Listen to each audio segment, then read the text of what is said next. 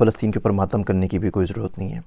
अगर रोना है तो अपने आप पर रोइए, मातम करना है तो अपने आप के ऊपर कीजिए, क्योंकि भैया आपके रोने से ना किसी के ऊपर कोई फ़र्क पड़ना नहीं है दुनिया में। रोते ही चले आ रहे हैं ना 75 साल से, तो अगले 75 साल तक और रोते रहिए, कोई फ़र्क नहीं पड़ेगा। ये दुनिया बार बार मुसलमानों को मार रही है। पहले 100-150 साल में मारती थी, अब हर 20-25 साल में मारना शुरू कर दिया। अब तो हर 5 साल में कहीं ना कहीं मुसलमान पिट रहा है, और हम सिवाय रोने के और सिवाय बद्दुआएं देने के और सिवाय दुआएं मांगने के और कुछ नहीं कर पा रहे और कुछ नहीं करते और कुछ नहीं कर सकते। बोस्निया की वार हुई, हज़ारों लाखों लोग उजड़ गए, मारे गए 1982 के अंदर। फिर 2017 के अंदर बर्मा ने रोहिंग्या के अंदर लोगों को मार दिया, 24,000 लोगों को कत्ल कर दिया। मेरे घर में यहाँ पे जो हैनी मैंने अमेरिका के अंदर, उसके बाप को उसके सामने ज़िबा कर दिया था। वो 10 साल का बच्चा था और उसको बाद में पनाह भी दी तो अमेरिका ने दी, जिसको हम सुबह शाम गालियाँ देते रहते हैं। हमारे मुल्कों ने किसी ने उस गरीब को पनाह भी नहीं दी। और अब ये मसला चला हुआ है फ़लस्तीन का। और अब सब कुछ याद रखता है, तारीख़ सब कुछ याद रखती है, हम लोगों ने पढ़ना छोड़ दिया। तारीख़ याद ज़रूर रखेगी कि 55 से ज़ायद इस्लामी मुल्क, 1.6 बिलियन से ज़्यादा मुसलमान, 22 से ज़्यादा अरब स्टेट्स और गज़ा के अंदर पानी की एक बोतल नहीं पहुंचा सके। जब तक बड़े साहब परमिशन ना दें तब तक इजिप्ट अपनी बॉर्डर भी नहीं खोलता एड्स के लिए। बंदे वहाँ से निकल रहे थे, मारे जा रहे थे, उन्होंने अपनी बॉर्डर्स बंद कर दी कि जी हमारे पास नहीं आए, वहीं जाके मरें, जो कुछ करना है, यहाँ पे आने की ज़रूरत नहीं है। सिवाय बातों के, सिवाय लफ्फ़ाज़ी के हमें क्या मिला? लीबिया से क्या मिला? जॉर्डन से क्या मिला? कतर से क्या मिला? सऊदी अरब से क्या मिला? किसी से कुछ नहीं मिला। बोलने की हिम्मत नहीं है हम लोगों के अंदर। आप CNN के ऊपर चले जाइए, जितने इनके एक्स आर्मी चीफ़ हैं, जितने इनके डिफेंस एनालिस्ट हैं, सबके सब अपनी कहानियाँ गढ़ हैं कि वार यूँ करनी चाहिए, ग्राउंड इन्वेजन ऐसे करना चाहिए, यूँ करेंगे तो इसराइल को नुकसान हो जाएगा, यूँ करेंगे तो फ़ायदा हो जाएगा। सबके सब आके अपने तबसरे कर रहे हैं। पाकिस्तान में आप बताइए ना किसका आपने बयान सुना है? कोई एक्स चीफ़ हो जिनका आपने बयान सुना हो, कोई एक्स प्राइम मिनिस्टर हो जिनका बयान सुना हो, कोई एक्स प्रेसिडेंट हो जिनका बयान सुना हो, कोई डिफेंस एनालिस्ट हो जिनका बयान सुना हो? ये सारे के सारे कहाँ चले गए? इस्लामिक फ़ोर्स बनाई थी ना पूरी की पूरी, जिसको हम लोग चेयर कर रहे थे, वो किधर गए इस्लामिक फ़ोर्स? उनका कोई बयान सुना है आपने आज तक? सिवाय छोटी सी लफ्ज़ी के, 1-2 घिसे पिटे बयानात के, हम कुछ नहीं कर पाते। और सामने वाले झूठ पे झूठ बांधे चले जा रहे हैं। मैं आपको कुछ स्टेट से, तो हम लोग डेटा साइंटिस्ट हैं, हमारा काम ही डेटा का काम होता है। पाकिस्तान में तो वो भी नहीं कर सके, बाहर आके कम से कम वो काम करने की इजाज़त है। 23 सालों के अंदर, 2001 से अगर शुरू करते हैं तो 23 सालों के अंदर हमास ने इसराइल के ऊपर कोई 27-28 हज़ार रॉकेट फेंके। अच्छा, जो रॉकेट होते हैं ना, वो मिलिट्री ग्रेड रॉकेट नहीं होते, वो जो यूरिया से घरों में बनाए जाते हैं ना, छोटा सा एमिनेशन की किसी के सर के ऊपर जा लगे तो बंदा मरे, अदरवाइज वो ज़ख्मी होगा बेचारा, वो वाले रॉकेट। और मोटर शेल्स 5-6 हज़ार वो फेंके। टोटल किसी भी एस्टीमेट से ये 36,000 से ज़्यादा नहीं है, 35,469 है टू बी एग्जैक्ट। आप 36,000 काउंट कर लीजिए इन 23 सालों के अंदर। आयरन डोम आ गया भाई, आयरन डोम तो 2011 के अंदर आया ना, उससे पहले तो आयरन डोम नहीं था, तो बिल्कुल खुले थे, वो आराम से रॉकेट फायर कर सकते थे। इन 23 सालों में इन 36,000 रॉकेट्स ने 69 बंदों को मारा, 69 बंदों की डेथ हुई। अच्छा, उन 69 बंदों में तो इसराइली हर काउंट करते हैं, और आप देख लीजिए ऑनलाइन तमाम लिखा हुआ है। 2 गायें मर गई वो भी लिखा हुआ है, 2 बकरियां मर गई वो भी लिखा हुआ है, 2 बच्चे हलाक हुए वो भी लिखा हुआ है। इसमें भी 4 फ़लस्तीनी थे अपने, वो पता नहीं उस बॉर्डर के उस साइड पे क्या करें। 4 फ़लस्तीनी 69 में शामिल हैं, वो हलाक हुए तो बचे 65। इसके अंदर जो बंदे 65 मरे उसमें भी 5-6 मुसलमान थे, उनको भी निकाल दीजिए।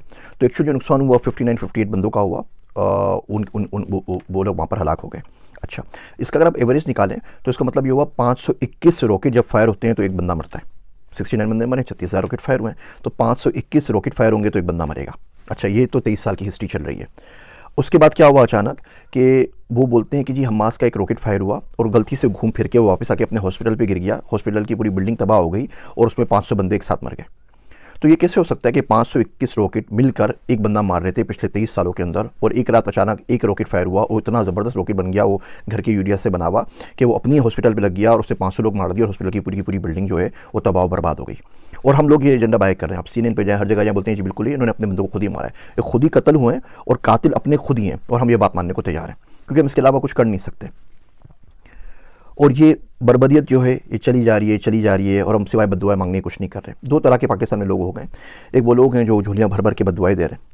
वो शायर कहता है कि कब अश्क बहाने से कटी है शब हिजरा, कब अश्क बहाने से कटी है शब हिजरा, कब कोई बला सिर्फ दुआओं से टली है।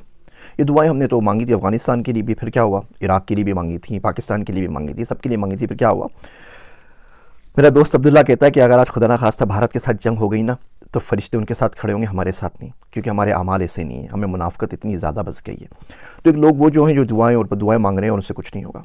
एक वो लोग हैं जो झूठी आस दे रहे हैं सिर्फ और सिर्फ अपने व्यूज़ के लिए। इराक़ में भी हुआ था, इराक़ तबाह कर देगा अमेरिका को, आप देखिए कैसी काया पलट होगी। ऐसे ही कोई ना कोई उल्लू का पट्ठा रोज़ आके वीडियो रिलीज़ कर रहा होता है और बोल रहा होता है कि हमास ये बिगाड़ देगा, हमास वो बिगाड़ देगा। 256 F-16 है उनके पास, इसराइल के पास 256। हमारे पास जो F-16 है वो एल बैंड के ऊपर नहीं चलते। वो एल बैंड पे अगर उसको जाना पड़ेगा आपको ऑफेंसिव मोड के अंदर, तो उसकी परमिशन भी आपको अमेरिका से लेनी पड़ेगी, वरना आप उड़ा के उससे डिफेंस कर सकते हैं आराम से। जो हमने खुद बनाया मुशाक वगैरह तो चल सकते हैं, F-16 नहीं चल सकते, परमिशन ऊपर से आती है। एनीवे 256 F-16 इसराइल के पास, 70 से ऊपर F-35 है। F-35 वो प्लेन है कि दुनिया के किसी भी मुल्क में जाके तबाही मचा सकता है, 160 किलोमीटर दूर से फायर कर सकता है विदाउट डिटेक्शन। उसका आपको कोई दुनिया का रेडार डिटेक्ट नहीं कर सकता। वो आए थे ना जब उसामा को मारने के लिए, तो कौन से रेडार ने आपको डिटेक्ट किया था? तो ये असल सूरत हाल है। वो बिल्कुल नेस्त नाबूद करके चले जाएगा, दुनिया उसके साथ खड़ी हुई है और आप सिवाय अपनी लाशें दफनाने के कुछ नहीं कर सकते। और ये बददुआओं से काम नहीं चलता। अब करें तो करें क्या? ठीक है, देखिए पहली बात तो उस मुल्क में रहना क्यों है जो इतने कमज़ोर हैं? उस मुल्क में करना क्या है कि हम लोग 1.5 बिलियन 1.6 बिलियन मुसलमान मिलके एक पानी की बोतल गज़ा में नहीं पहुंचा सकें? मरते हुए बच्चों के पास उस मुल्क में रहना क्यों है? कुरान शरीफ में आता है ना, सूरह निसा में आप देखिए, फ़ीमा कुंतुम के तुम किस हाल में रहे हो, क्या करते रहे हो? तो लोग बोलेंगे अना मुस्तफ़ीना फ़िल अर्द, हम तो ज़मीन में बहुत कमज़ोर बना दिए गए थे। तो फरिश्ते मारेंगे, बोलेंगे अल्लाह की ज़मीन वसी नहीं थी, कहीं और निकल जाते। तो अगर आप मुल्कों में कमज़ोर हो गए, जहाँ पे आपको बात करने की परमिशन नहीं है, जहाँ बोल नहीं सकते, तो किसी और मुल्क में चले जाइए, बात तो कर सकें ना। अब यहाँ राशिदा तालिब है, मिशिगन की जो कांग्रेस वूमेन है, वो एक बंदी ने अन्नी मचाई हुई ना, पूरे मुल्क के ऊपर भारी पड़ गई है, बोल बोल के पूरा मीडिया पागल हो गया, वो कुछ नहीं कर सकते क्योंकि वो अमेरिका में बैठी हुई है।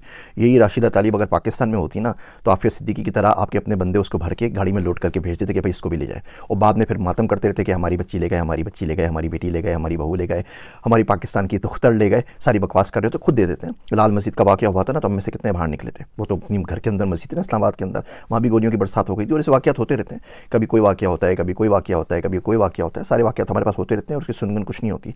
तो इस मुल्क से बाहर निकलें। मर्द का हथियार पैसा है, मर्द का जो जेवर होता है वो हथियार होता है, और आज का जो हथियार है वो पैसा है, पैसे से बड़ा नहीं है। तो किसी ऐसे मुल्क में चलिए या कुछ पैसा कमा सकें ना, ताकि किसी की गरीब की डोनेशन कर सकें, किसी की मदद कर सकें, कुछ ना कुछ तो उसके लिए कर सकें। आपके पास पाकिस्तान में फ़लस्तीन के एम्बेसडर मौजूद हैं, जिस मुल्क में वहाँ पे रहते होते हैं, उनसे आगे पूछ लीजिए हाउ वी कैन हेल्प। कोई फ़लस्तीन का बंदा होगा, कोई रेस्टोरेंट होगा, आप पूछ लीजिए मेट भेजना तो मैं किस तरह एड कर सकता हूँ।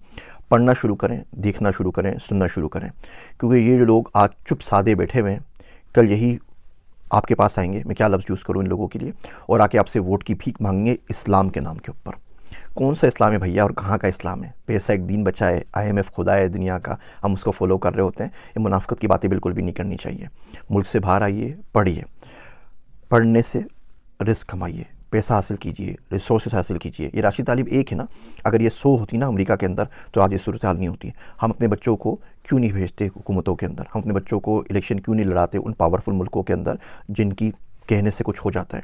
हम अपने बच्चों को वो तमाम चीज़ें, नई चीज़ें, टेक्नोलॉजी क्यों नहीं सिखाते? पाकिस्तान का मैं आपको हाल बताऊँ, तलमूद इसराइल की किताब है। मैंने किसी ज़माने के अंदर वो इसराइली ज़ुबान सीखने की बड़ी कोशिश की थी, कुछ किताबें वगैरह मंगवाई थी, तो एक्सपीरियंस हुआ। तो पता चला कि तलमूद जो इसराइलियों की जो मजहबी किताबें मुझे पढ़ने का शौक था, पाकिस्तान मंगवाई जाए, वो अरबी के अंदर शायर हुई थी कतर से। वो किताबें मंगवाई, कुछ और किताबें मंगवाई। वो छित्तर पार्क में मुफ्ती सईद साहब की लाइब्रेरी है, वहाँ पर मौजूद है, आप लोग जाके पढ़ सकते हैं। तो जब वहाँ पर इस्लामाबाद एयरपोर्ट के ऊपर आई, तो उन्होंने कस्टम वालों ने रोक ली। तो उन्होंने ये कौन सी किताबें मंगवा रहे हैं आप? ये तो इसराइल की किताबें हैं, ये तो फ़लाँ किताब है, ये तो फ़लाँ किताब है। उनको बोलता रहा भैया किताबें हैं, पढ़ने के लिए मंगवा रहे हैं, रिसर्च के लिए। खैर उन्होंने 4 दिन तक वो रोक के रखा। फेसबुक पे जाके लिखा, लिंक्डइन पे जाके लिखा, कोई अल्लाह का बंदा मदद कर दे, मेरी किताबें छुड़वा दे, मुझे पढ़नी है, रिसर्च करनी है। अलगर्ज़ वहाँ पर गया, 7,69,000 रुपये उनकी फ़ीस भरी, चालान भरी, पता नहीं कौन कौन सी फ़ीस थी, रिश्वत ये भी नहीं पूछा।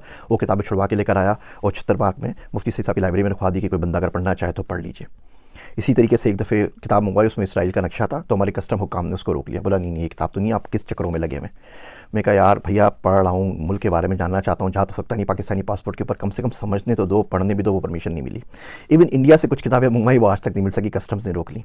यहाँ अमेरिका में मिल जाती। ये देखिए ये नक्शा लगा हुआ है इंडिया का, ये पुराना नक्शा लगा हुआ है। मैं जा रहा था कि किस तरीके से इंडिया को पढ़ूँ, इंडिया का मुझे बड़ा शौक है और बड़ी ख्वाहिश है जाके विजिट भी करूँ। वहाँ से इन्विटेशंस भी आए हुए टॉक के लिए और बातचीत करने के लिए। उनके बोर्ड ने रब्ता भी किया था कि आप हमारे बच्चों के लिए 5वीं क्लास की बुक लिख दीजिए। मैं कहा भैया लिख तो दूंगा AI के ऊपर बुक, लेकिन उसके बाद पाकिस्तान नहीं जा सकूँगा, मार डालेंगे, तो बहुत बहुत माजरत। तो ये नक्शा पाकिस्तान नहीं आ सका। बहुत कोशिश की, बहुत ट्राई की कि आ जाए। कस्टम ने बोला कि आप किन चक्करों में लगे हुए भैया, पागल हैं क्या, उठाए जाएंगे, क्या कर रहे हैं? तो हम लोगों ने पढ़ना नहीं है। इसराइल 5.6% अपने बजट का, GDP का रिसर्च पे खर्च करता है, दुनिया में सबसे ज़्यादा खर्च करता है। हम पाकिस्तान में 0.01% भी खर्च नहीं करते। कोई कदर हमारी है नहीं वहाँ पर। तो जिस मुल्क में आप रिसर्च नहीं कर सकें, जिस मुल्क में आप बोल नहीं सकें, कुछ कर नहीं सकें, उसमें करना क्या है। इन वीडियोस के बाद फेसबुक भाई साहब ने मेरे बैन कर दिया है, पेज डिलीशन के लिए मार्क कर दिया है। वो कह रहे हैं 30 दिन में डिलीट कर देंगे, आपने हमारी पॉलिसी को वायलेट किया है। उन्होंने एड अकाउंट भी बंद कर दिया है, तो उसकी वजह से हमारा गुफ्तगू भी सफ़र कर रहा है। अब बाकी चीज़ें भी जो एड थे वो भी सफ़र कर रहे हैं। लिंक्डइन ने भी वार्निंग दे दी है, यूट्यूब भी पता नहीं कितने दिन बर्दाश्त करता है, उसके बाद ये भी बंद कर देगा। तो आप इसको शेयर करना चाहें तो मुझे कोई एतराज़ नहीं है, मैं आपको कॉपीराइट स्ट्राइक नहीं दूंगा। लेकिन भैया ये अलमिया है। अब आप बताइए इसमें आपके और मेरे रोने से क्या हो जाएगा। हाँ, रो के दुआ मांगे, उससे इंशाल्लाह ताला अल्लाह हो सकता है कोई सबील करे और आपके दिल में डाल दे कि इंसान का बच्चा कैसे बनना है और दुनिया के अंदर पावर कैसे हासिल करनी है, दुनिया के अंदर रिसोर्सेज कैसे हासिल करनी है। वो पर्सनल फाइनेंस पे आपको मैं किस्से बनाऊंगा तो आपको दिखाऊंगा कि आप गुर्बत को तोड़ के मिलियनेयर कम से कम बनने की कोशिश कैसे कर सकते हैं। वादा तो नहीं, लेकिन कोशिश कैसे कर सकते हैं। भैया पढ़ना शुरू करें, लोगों को देखना शुरू करें, कौन क्या बोल रहा है और क्या नहीं बोल रहा, और इसको याद रखिए। ये जितने भी आपके पास आ रही ना वीडियोस फ़लस्तीन की, व्हाट्सएप पे आती हैं, फेसबुक पे आती हैं, पे इसको ज़्यादा से ज़्यादा शेयर करें, ताकि आपकी मेमोरी में कुछ अरसे तक तो बाकी रहे ना कि हम लोगों के साथ क्या और कब हुआ था। और ये बात याद रखिएगा कि 55 इस्लामिक मुल्क, 1.6 बिलियन मुसलमान गज़ा के अंदर मरते हुए बच्चों के लिए पानी की एक बोतल नहीं भेज सके। मेरे वास्ते दुआ कीजिएगा। मैं हूँ आप सबका ज़ीशान उस्मानी।